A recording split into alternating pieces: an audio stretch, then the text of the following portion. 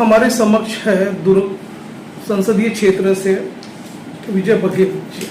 विजय बघेल जी, जैसे कि पार्टी ने आपको पुनः प्रत्याशी घोषित किया हुआ, एक मौका आपको फिर से दिया हुआ आपके विकास कार्य को देखते हुए, आप ये बताइए इस वक्त क्या जनता के मुद्दे हैं और किस मुद्दे पर आप आगे चल के ये दे रहे हो, तो उस बारे में थोड़ा बताइए हमारे दर्शकों को। देखिए, लोकसभा के चुनाव देश हितकारी मुद्दों को लेकर होती है। अभी अभी हमने विधानसभा चुनाव संपन्न किया और उसमें भी यहाँ के जो पूर्व मुख्यमंत्री उसके खिलाफ मुझे प्रत्याशी बनाया गया था और एक बार फिर से इस लोकसभा में मुझे हमारे वरिष्ठ नेताओं ने जो प्रत्याशी बनाया उसके लिए मैं सबको धन्यवाद देता हूँ, उनका आभार व्यक्त करता हूँ।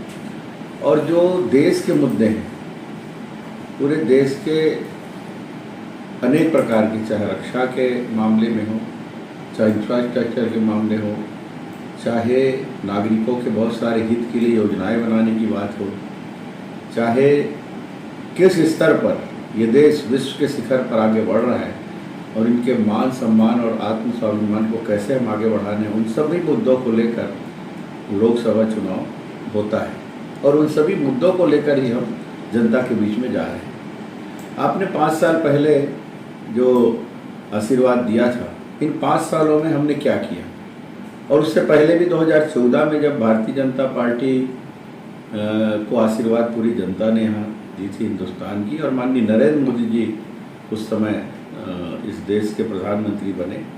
इन 10 सालों में हमने क्या किया, क्या आकांक्षाएं थी लोगों की, ये सब का लेखा जोखा लेकर हम लोगों के बीच में जा रहे हैं और बहुत अच्छा प्रतिसाद मिल रहा है।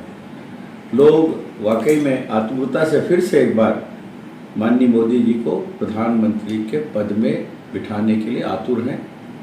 समय बस ये है कि कब वोटिंग हो और कब हम कमल छाप में बटन दबाकर फिर से एक बार माननीय मोदी जी को, जो उन्होंने संकल्प लिया है इस बार 400 पार, उन संकल्पों को हम भी पूरा करें, ये भाव के साथ जनता अभी मन बना चुकी है। विकसित भारत संकल्प के अंतर्गत कई जन कल्याणकारी योजनाएं आपने क्रियान्वित की हुई है, तो जैसे अभी कई मुद्दे भी है, जैसे बेरोजगारी का एक मुद्दा है, आदिवासियों का मुद्दा है, किसान धान उत्पादकों का मुद्दा है, ये कई तरह के मुद्दे हैं, महिलाओं से संबंधित भी मुद्दे, उसको किस तरह से आप विकास की ओर ले जा रहे हैं, क्या आप लोगों का रोड मैप है, उस बारे में आप बताइए। नहीं, आप देखिए कि मोदी जी के आने के बाद हर वर्ग खुश हुआ है और उन्होंने तो कहा है कि 4 जाति के रूप में वर्गों को बांटे हैं।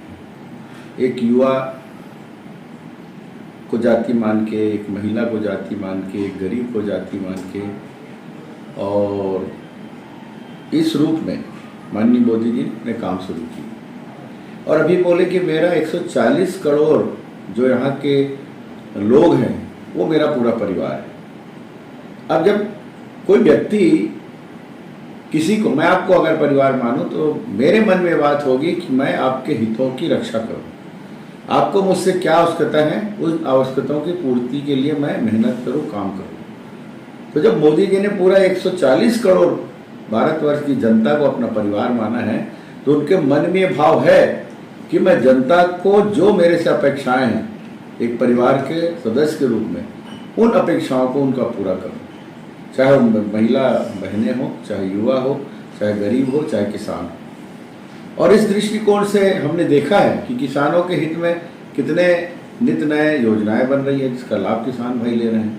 अभी अभी छत्तीसगढ़ का जो चुनाव संपन्न हुआ, हमने जो कहा वो किया, मोदी की गारंटी उसको नाम दिए थे, और सौभाग्य से घोषणा पत्र के संयोजक के रूप में मुझे सौभाग्य मिला था और घोषणा पत्र बनाने में मेरी पूरी जवाबदारी थी, जिसमें हमारे राष्ट्रीय नेताओं ने और प्रदेश के नेताओं ने सहमति दी। हम 2 साल की बोनस की बात किए थे, किसानों के खाते में 25 दिसंबर अटल बिहारी वाजपेयी जी के जन्मदिवस पर डाल दिया गया। हम महतारी वंदन की बात किए थे, कल यहाँ के जो महिलाओं के, बहनों के खाते में राशि डाल दी गई 1000 रुपया महीने की। हम किसानों को 21 क्विंटल लेंगे बोले थे, 3100 रुपया के भाव से लेंगे बोले थे। कल माननीय प्रधानमंत्री जी वर्चुअल इसमें किसानों के खाते में 917 रुपये जो अंतर की राशि एक मुश्त डाल रहे हैं। तो भाजपा जो कहती है वो कथनी कहे करनी और कहे में अंतर नहीं है। इसी तरह देखें कि कांग्रेस कथनी और करनी में अंतर है। जो कहा वो किया ही नहीं 5 साल, तो ये अंतर लोगों के मन में है। और जिन योजनाओं को लेकर हम बढ़ रहे हैं, अभी किसानों के जो बहुत सारे उपकरण होते हैं उसमें दीदी ड्रोन के माध्यम से बहनों को कैसे हम उसका जीवन स्तर ऊपर उठाएं। स्व सहायता समूह की हमारी बहनों को लोन देने की चाहे बात हो, कितनी सरलता और सहजता हो गई है। बहनें लोन लेकर अपना काम कर रही हैं कम ब्याज दर में और सहजता और सरलता से। तो ये जो दौर चल रहा है वो वाकई में किसानों का दौर, मजदूरों का दौर, गरीबों का दौर, बहनों का दौर, युवाओं का दौर। और जब युवाओं के लिए भी कितने रास्ते खोल दिए हैं कि आप स्वयं अपना व्यापार करिए। मुद्रा लोन योजना के तहत सरलता से आपको लोन मिल रहा है। आप अगर 10,000 लेंगे फिर पटाएंगे 20 मिलेगा, 20 पटाएंगे 50 मिलेगा, 50 पटाएंगे 1 लाख मिलेगा। इस तरह आपके लोन का जो रेशियो भी बढ़ेगा। ईमानदारी होनी चाहिए। ये हमारे मोदी जी ने ये योजनाएं बनाई हैं। हाल ही में पार्टी ने जो गांव अभियान, बुद्ध सशक्तिकरण, ये कई तरह की अभियान शुरू किए हैं। तो आप ये बताइए, अभियान के मार्फत पार्टी को कितना फायदा होने जा रहा है? क्या एक विनिंग मैजिक फिगर रहेगा अपने प्रदेश में? उस बारे में आप बताइए क्या है। हमारी पार्टी केडर बेस्ड पार्टी हमेशा लोगों के बीच में रहती है।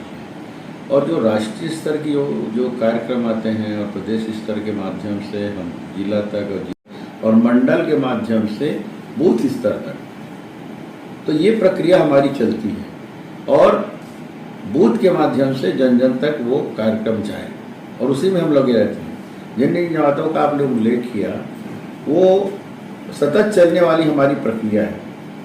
बार बार कहते हैं हमारे नेता, हमारे मोदी जी कहते हैं, नड्डा जी कहते हैं, अमित शाह जी कहते हैं, राजनाथ जी कहते हैं कि हमारी पार्टी सिर्फ चुनाव के दृष्टिकोण से लोगों के बीच में नहीं जाती। चुनाव आया तो हम लोग के बीच में चलेंगे। हमारी पार्टी 12 महीना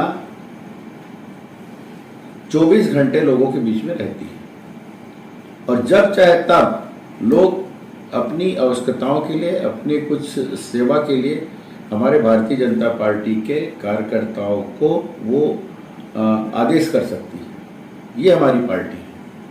हम सेवा करने के लिए शासन में आना चाहते हैं,